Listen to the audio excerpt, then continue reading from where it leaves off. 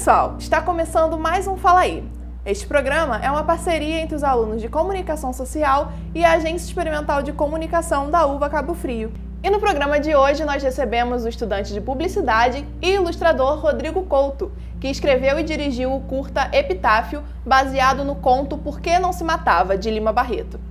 Rodrigo, muito obrigado por ter aceitado o nosso convite de estar aqui hoje e contar um pouquinho de como foi essa experiência para vocês com o curta, né? Olha, essa experiência eu acho que foi um ponto de virada na minha vida, assim, sabe? Porque desde que eu entrei na faculdade eu nunca pensei em ser publicitário. Sempre pensei em trabalhar com ilustração, mais especificamente com quadrinhos. Só que eu sempre fui apaixonado por cinema. E aqui eu conheci meu melhor amigo atualmente, que é o Gabriel Grego, né, quem escreveu e dirigiu o curta comigo, e que é tão apaixonado quanto eu por cinema, até mais, na verdade, né? E aqui nós tivemos a oportunidade de produzir uma obra audiovisual e aqui a gente parou e pensou, pô, eu quero fazer isso pro resto da vida. Conta um pouquinho pra gente da história do curta. Então, a história é o seguinte, são 3 personagens, 3 protagonistas, um mulato nos anos 10, uma mulher nos anos 70 e um homossexual dos anos 2000, por aí.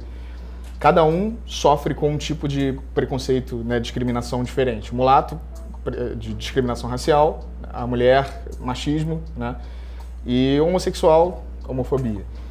E os 3 personagens estão no mesmo bar, em épocas diferentes do tempo, e conversando com o interlocutor, desabafando, e contando sobre todos os problemas que têm passado relacionados a esse tipo de preconceito e tudo mais. E todos eles chegam a uma mesma decisão, que o melhor caminho para isso tudo seria tirar a própria vida, né? E eles têm um momento de reflexão, né? Eles sozinhos ali, no fim das contas, eles percebem que esse não é o caminho. Por que vocês escolheram abordar esses temas no roteiro de vocês? O propósito dessa disciplina era pegar um conto do autor Lima Barreto e adaptar para um curta-metragem. E o conto era muito simples, sabe? A gente pensou, por que não a gente criar uma coisa que passe uma mensagem, sabe? Que tenha um sentido muito maior do que só a história, né? Então nós decidimos trabalhar com um tema que é extremamente, né, atual, esses 3 tipos de preconceito. E teria um 4º personagem também, só que a gente tirou. A gente ia trabalhar com um nordestino também, só que até para falar sobre xenofobia, né, e tudo mais. Só que não ia caber, né? O curta acabou ultrapassando os 10 minutos que a gente tinha planejado e não dava para cortar mais nada, então a gente resolveu deixar de fora. E qual era a disciplina dessa matéria? Era laboratório de comunicação. A proposta era, assim, a professora Heloísa Reis, né, ela passou esse conto pra gente e dividiu a turma em duplas, trios. E a proposta era que cada trio ou dupla criasse um roteiro original com base naquele conto, que não fosse igual, mas que tivessem os elementos do conto, né? Então a gente manteve os 2 personagens, né, na conversa, o bar, a questão do suicídio, né? Só que a gente criou uma coisa completamente diferente em cima disso tudo, entendeu? Aí nós levamos na frente da turma, a turma votou e o nosso foi vencedor, então aí acabamos produzindo, no fim das contas. Muito bacana. E quais foram as dificuldades que vocês encontraram nesse percurso? Todas. Todas possíveis. A falta de tempo, falta de recursos. Porque assim, quando a gente escreveu o roteiro, a gente tinha que ter em mente todas as nossas limitações. Que era o estúdio pequeno, sabe? A gente não ia ter como filmar fora daqui. O ideal seria num bar, né? Com gente passando e tudo mais, mas sem condições. Então a gente teve que criar o cenário inteiro do zero, sabe? Conciliar horários dos atores, da turma para chegar mais cedo, né? Foram 3 dias de filmagem e foram, sei lá, pelo menos 8 horas de trabalho aqui direto. 5 horas de filmagem por dia, eu acho. E mais 3 horas só para montar cenário, preparar os atores, ensaiar. Nossa, foi uma loucura. Teve gente que quase saiu no tapa aqui, mas deu tudo certo, no fim das contas. E vocês fizeram tudo aqui dentro desse mesmo estúdio, né? Isso, aqui dentro, por mais incrível que pareça. A gente montou o cenário do zero e ficou bom.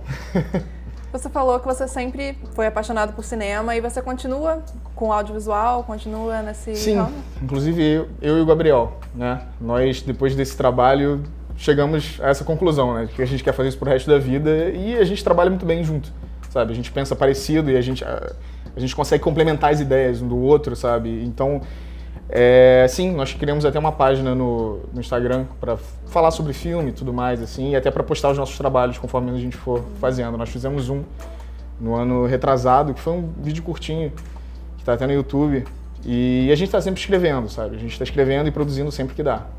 Vocês postam críticas, tem Sim. também a questão do videoclipe, vocês produziram um videoclipe para a banda da Ramona Rocks, né? Isso, o pessoal da Ramona chamou a gente para escrever e dirigir um clipe novo deles, porque o Rômulo ele sempre foi responsável pela direção, né, dos clipes, e ele queria fugir um pouco da mesmice, né?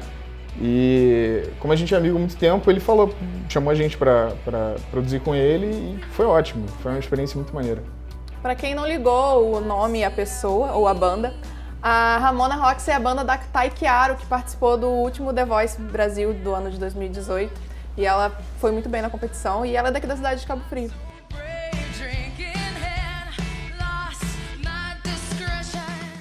Rodrigo, qual dica você daria para os alunos que vão vir a fazer curtas daqui para frente, ou curtas ou documentários? Planejamento, o máximo possível, sabe? Se for filmar externa, leva bateria extra, cenário se precisar, sabe? Figurino, entendeu? Tem que ter... O nosso projeto só saiu do papel por causa da nossa turma, porque foi muita gente trabalhando, sabe? Então a gente conseguiu setorizar tudo perfeitamente, tudo funcionou, sabe? Foram várias engrenagens trabalhando juntas que fizeram dar certo. Porque se deixassem só pra mim, pro Gabriel, a gente só tava na direção, sabe? No fim das contas a gente escreveu, a gente dirigiu e a gente editou, sabe? Só que era muita coisa pra pensar, sabe? Então, planejem o máximo possível, sabe? Arranjem uma equipe boa, sabe? De confiança, de preferência de pessoas que amem cinema também, sabe? Porque vai ser uma loucura. É sempre uma loucura. Sempre vem 1000 problemas, sabe? Que você não espera, mas no fim das contas dá certo. Rodrigo, mais uma vez, muito obrigada por aceitar estar aqui com a gente hoje. Foi muito bacana essa nossa troca de ideias. Fico muito feliz de você continuar nessa área, você e o Gabriel. Desejo muito sucesso para vocês aí nesse ramo. Obrigado. E é isso, pessoal. Fala aí de hoje já está chegando ao fim, mas se você quiser rever este e outros programas, é só acessar o canal da Agência Experimental de Comunicação da UVA Cabo Frio. Fique agora com o curta Epitáfio. Tchau e até a próxima!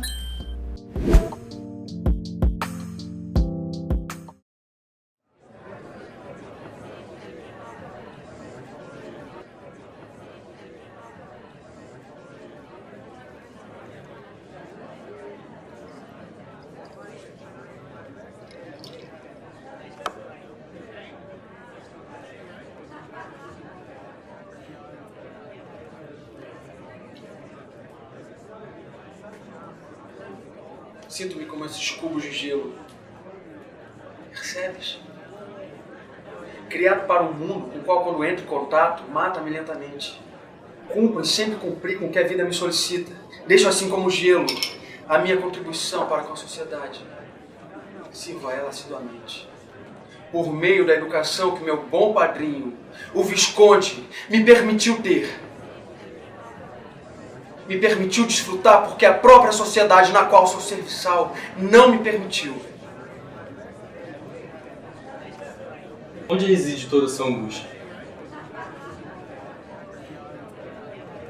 Veja, por toda a minha vida, eu fui subestimado, injustiçado, sob a covarde justificativa de que a pigmentação da minha pele faz de mim inferior demais. Mas mesmo assim, sempre atingi o que almejei. Ou pelo menos pensei ter atingido. Mas por méritos próprios. E não para fazer dos meus triunfos dívidas para misericordiosos.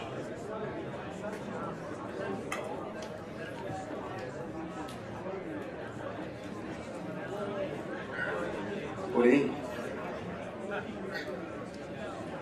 minha descendência daqueles que eram mercadoria nos tempos de outrora fazem que isso não tem o menor valor.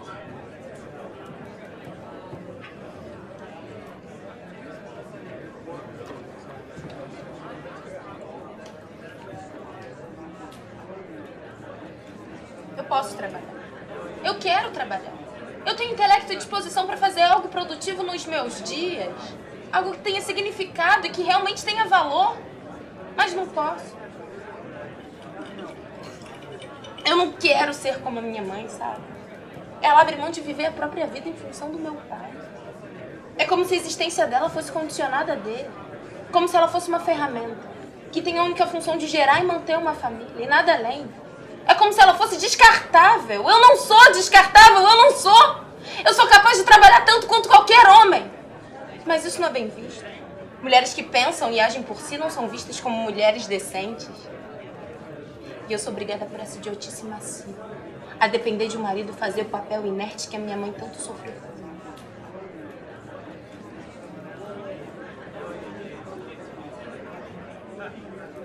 Sou jovem, mesmo assim, tenho uma carreira sólida de advogado. Ganho bastante dinheiro. Sempre fui considerado o melhor da classe, mesmo nunca tendo sido popular, colegial, na universidade. Não tenho irmãos que disputem comigo o orgulho absoluto e incontestável da família. Família tradicional, conservadora, religiosa. Mas o que tem de tão grave nisso?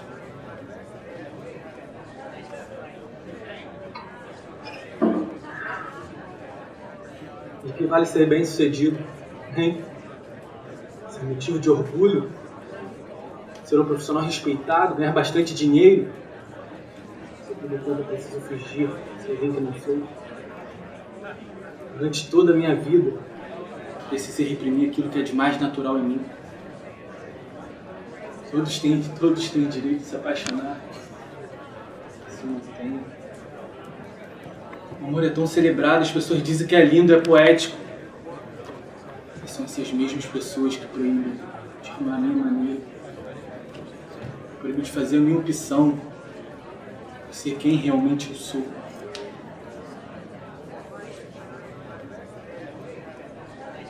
Não adianta viver dessa maneira. Eu não aguento mais. Não faz o menor sentido continuar com isso. Não vale a pena. Não vale. Se eu não posso ser dona da minha própria vida. Mandar no meu destino. Então a vida não é minha. Isso, na verdade, nem é uma vida. É uma farsa. Estou vivendo a vida de alguém que não sou eu. Não existe nada mais humilhante. Não me sinto como sendo eu mesmo. Entende? O fingimento hipócrita não vale a pena.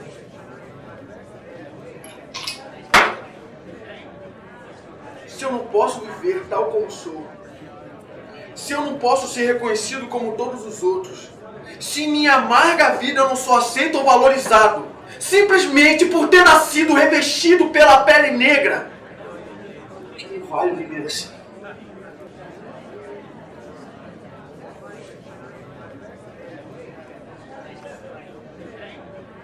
O que hei de fazer? Matar-te.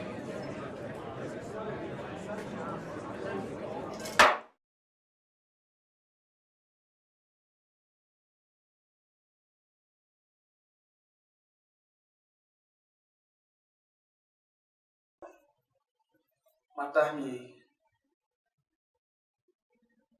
a fim de livrar-me das atrocidades da sociedade. Porque é a única forma de me libertar.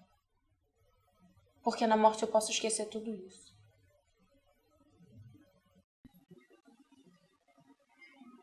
Não precisaria ver tudo ruir. A imagem profissional, social, familiar.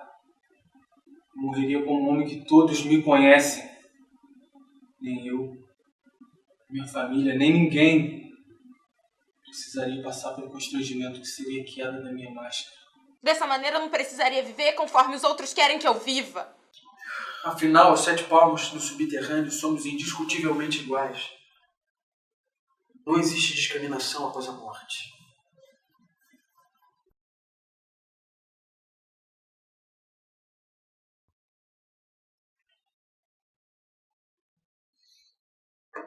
De tal forma, a sociedade teria se livrado de mais um mulato. Seria menos uma mulher que deseja viver a própria vida.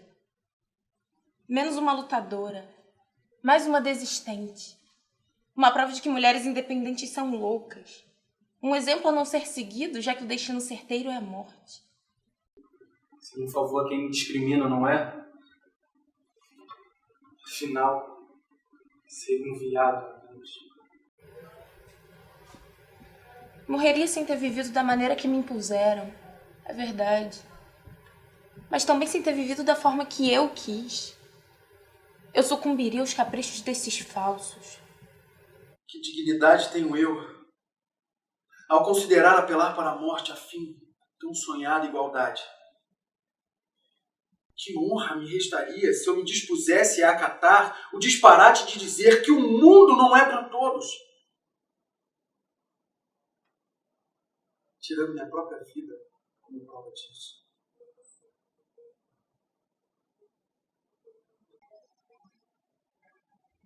Matar-me seria um ato de imensa covardia. Eu estaria sendo engolida, consumida, justamente por aquilo que tem que acabar.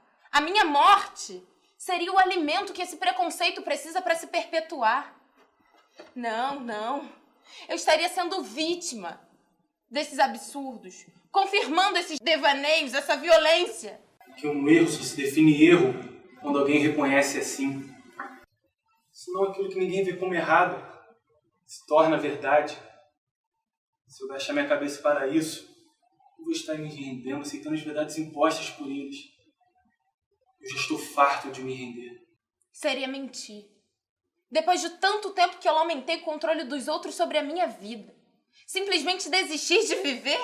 Aceitar que se eu não viver como a sociedade manda, eu não mereço viver de nenhuma outra forma. Eu mereço viver sim. Viver como eu preferir. Ser o que sempre fui para mim, mas nunca fui para os outros. Eu quero que todos vejam que é possível, que isso não muda nada. Eu sou o mesmo homem, o mesmo profissional, o mesmo filho. Quero provar os errados. Quero atingir o que somente os brancos conseguem atingir. E com isso perpetuar o meu nome nas linhas da história desse país. Não sou eu quem tenho que sentir vergonha. Eu não vou me entregar. Eu vou seguir o destino que eu mesma traçar pra mim. Erguer minha cabeça e bater no peito contra essa estupidez. Eu não vou mais tolerar. Posso ser o primeiro a enfrentar o indiscutível. Isolado como o primeiro gotejar de chuva. Assim será, por enquanto. Mas outras lutas hão de se inspirar. E não existe nada mais forte na natureza do que a fúria de uma tempestade. E é assim o que seremos. Uma tempestade incansável, irrefreável, e a sociedade nada poderá fazer para isso. Fraca é ela, com seus costumes mentirosos e suas pessoas hipócritas, perante nós, perante nossas diferenças, perante nossas imperfeições, mas honestos e orgulhosos do que somos.